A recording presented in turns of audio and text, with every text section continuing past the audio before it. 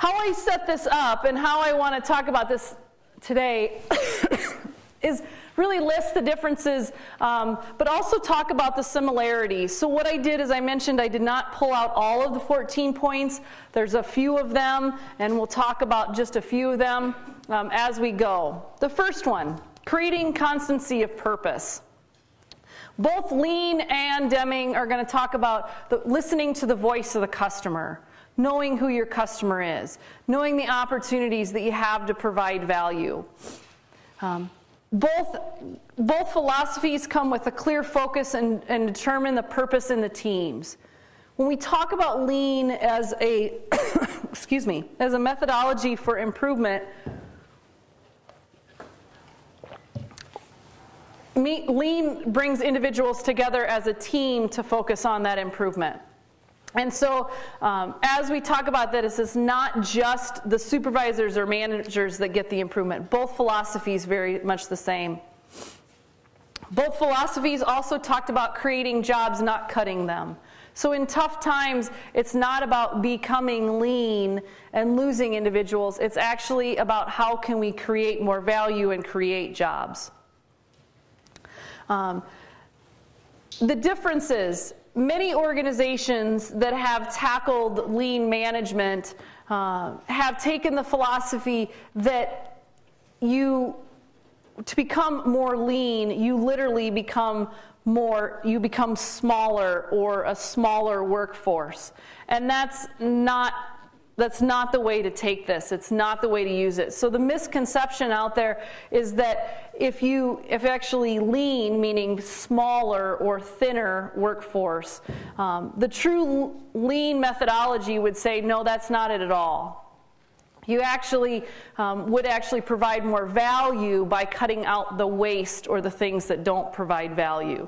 So the difference is in there. So the purpose is still, again, providing that high value.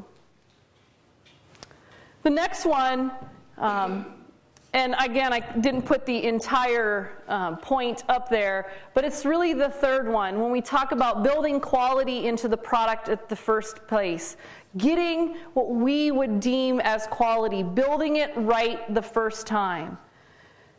Lean talks about focusing on defects as part of the 7 wastes, and there's tools such as mapping or looking at the flow and pull to help do that. But many organizations still put in the place of inspection. You find many lean organizations or organizations that are out there, excuse me, that still do quality inspections. They still have that quality assurance individual. And if you really are getting in and doing it right the first time, you shouldn't have that end of the line production when it's almost ready to go out the door. It should be every individual should know along the way what's quality and what's deemed as purposeful. And as we heard this morning, not pass it downstream.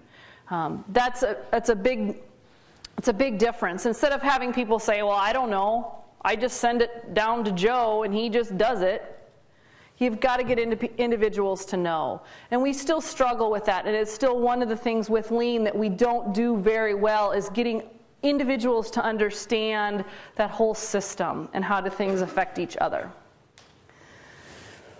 I mentioned this one a little bit. Those organizations looking at quality, cost, and time really are the cornerstones of Lean. How do we understand that? Deming would agree we have to start with quality. One of the presentation slides that I use all the time in healthcare are the one that talks about the flow or kind of the order starting with quality. It's amazing in healthcare, what do we want to do? And if you listen to the debate, I'm not going to get political on you, promise. But if you listen to the debate, there were 2 common things that they talked about. Reducing cost in healthcare, and then also producing more jobs.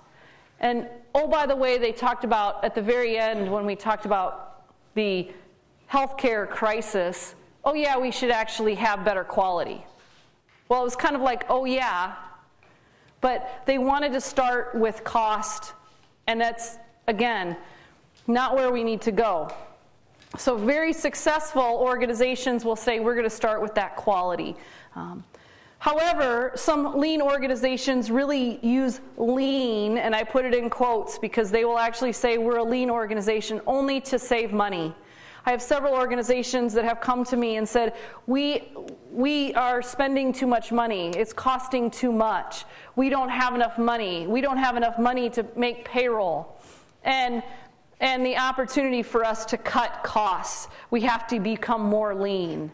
Well, you'll quickly realize, or you'll quickly have individuals, if you are using lean as a methodology to cut costs, they will quickly stop coming to your events. They will quickly stop participating in the ideas.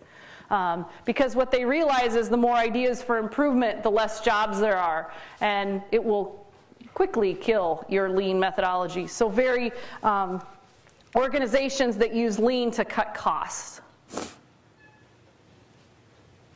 Institute training on the job, very important. What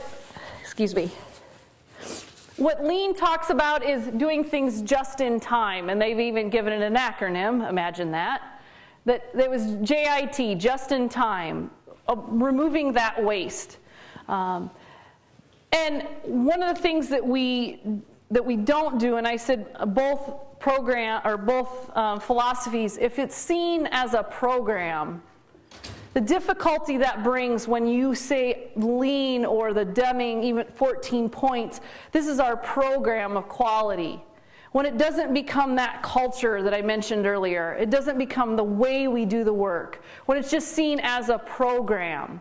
I don't know how many organizations I've gone to say, oh, we're not going to do lean because we have an employee engagement or employee satisfaction program going on right now. I'm like, really? Because you can separate that? It's that easy? And so the opportunity to see, we cannot focus on these as a program. It has to be, again, part of the culture. And that's the differences in a lot of them. I would say probably more lean, use the tools as a program, or use the beliefs that are out there for lean as something that they can put in a place and then take out at a place. And that's, again, the big difference. This point I put in here for you, Dick. This and another one. When we start to talk about supervision, both philosophies have a huge leadership focus. Leadership has to be involved.